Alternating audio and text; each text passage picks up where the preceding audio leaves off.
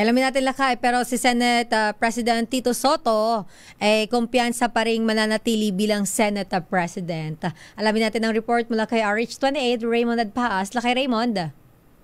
Elaine, Mayor, kumpiyansa si Senate President Vicente Tito Soto III na mananatili pa rin siyang Pangulo ng Senado.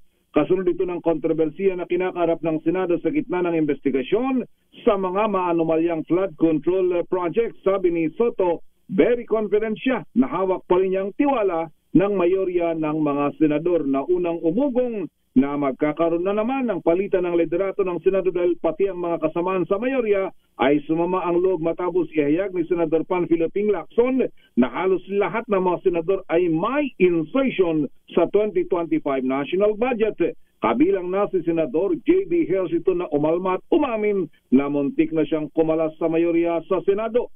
Kanyang paniwala ay animoy sinusunog ni Senator Lacson ang buong Senado sa pahayag na halos lahat ay nagkaroon ng insertion sa budget na naglalagay sa masamang imahe sa lahat ng mga senador. Sa caucus ng mga senador ngayong araw ay pag-uusapan ang pagbibitiw ni Senator Lacson bilang chairman ng Senate Blue Ribbon Committee. Raymond. Walang sesyon, Mayor, walang sesyon at sa Biyernes na lang daw. Pero ang mangyayari ay open and close sa araw na lang ng Biyernes. Teka muna, ba't walang session ngayon? Lunes na Lunes. Caucus muna. Pagkatapos ng caucus puro budget deliberation, tapusin na daw nila, Mayor, dahil last week na nila ito, ay kailangan mag-concentrate na sila para hindi na sila maabala. Kasi dati-rati kasi before 3 o'clock ay kailangan tapos na yung mga budget deliberation.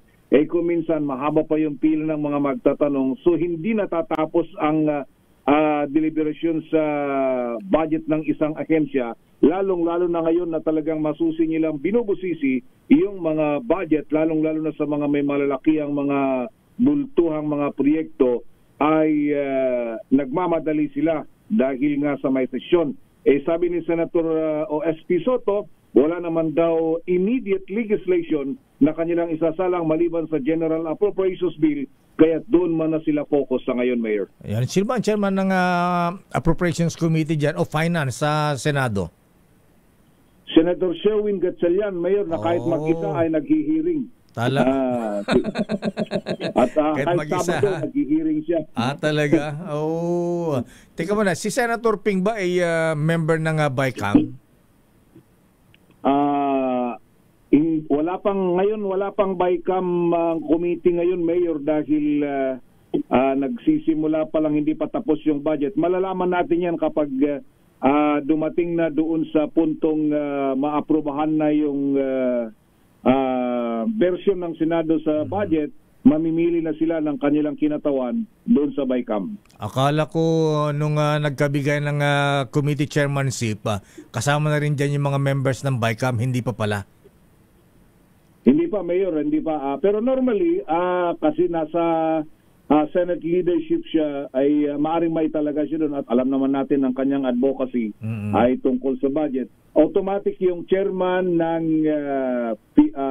finance at saka yung vice chairman at saka kasi halos lahat naman na meron silang hawak na sub committee, kaya pero namimili din lang sila at kung sino talaga yung pipiliin at kung sino talaga yung interesado na bubusisi doon sa national budget. Kinakausap ba ng mga senador si Senator Ping? Kaya sabi niya, almost na halos lahat na ng mga senador may mga insertion Baka di na siya kinakausap ng iba.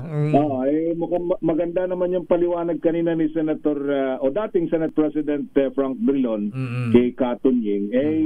Yun, binanggit niya na kung ano yung amendment ay insertion yun. Kasi Mayor, yung iba kasi, kumbaga nabigyan lang naman talaga ng, in fairness naman sa iba, nabigyan lang ng masamang kahulugan.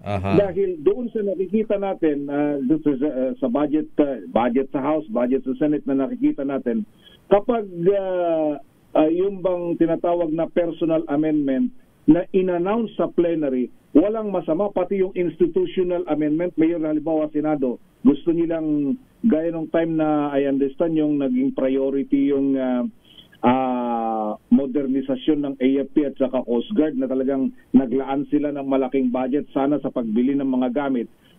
Ikinawag nilang institutional. Kumbaga, nagkasundo yung mga senador na okay yan. Halimbawa, 10 billion.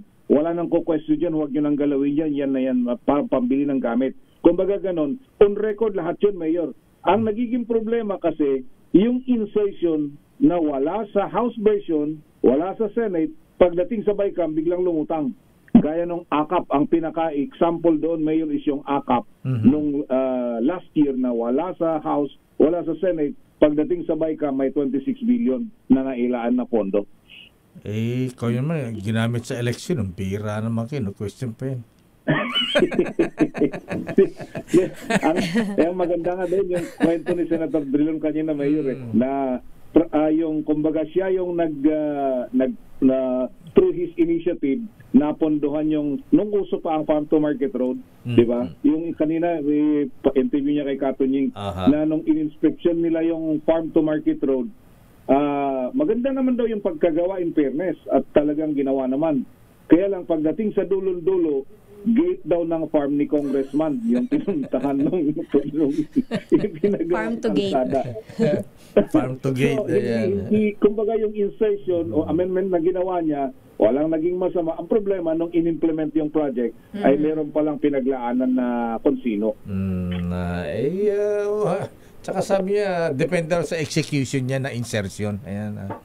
Yun na nga, Mayor. Kaya kung minsan may mga lumalabas din na talaga mang totoo dito, Mayor, kasi kung minsan, di ba, yung tuwing budget season, nakikita ko yung mga mayor, mga governor, even congressmen, nagpupunta dito, Mayor, na dahil hindi sila, malayo sila doon sa kaban sa kabila, may kaibigan silang senador na pwedeng tumulong sa kanila, ginagawa. At nakikita natin yung listahan, marami dito, Mayor, multipurpose building, classroom, Congressman humihingi ng ayuda sa proyekto sa senator?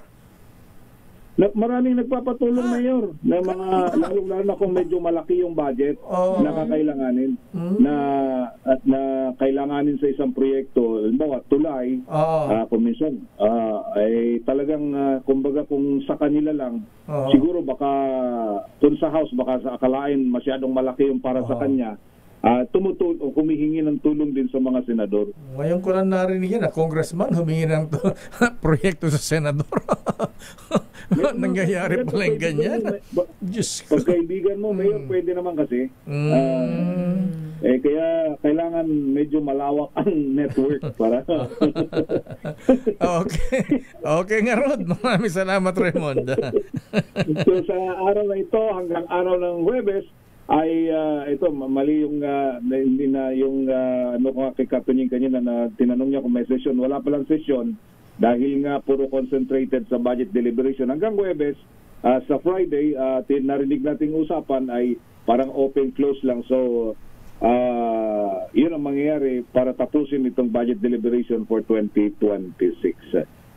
Pero ang tabayan natin, Mayor, kung ano yung magiging desisyon, kung mananatili pa si Senator Ping as chairman dahil meron na tayong naririnig ng mga pangalan na possible na pumalit kung sakasakaling matuloy. Sino? Or pwede siyang mapigilan by abogado rin na may Balik Marcoleta ba? Balik Marcoleta, hindi na? Mukhang hindi na, Mayor. Hindi na. Majority, member na majority. Hindi na safe. Safe na. Ayan.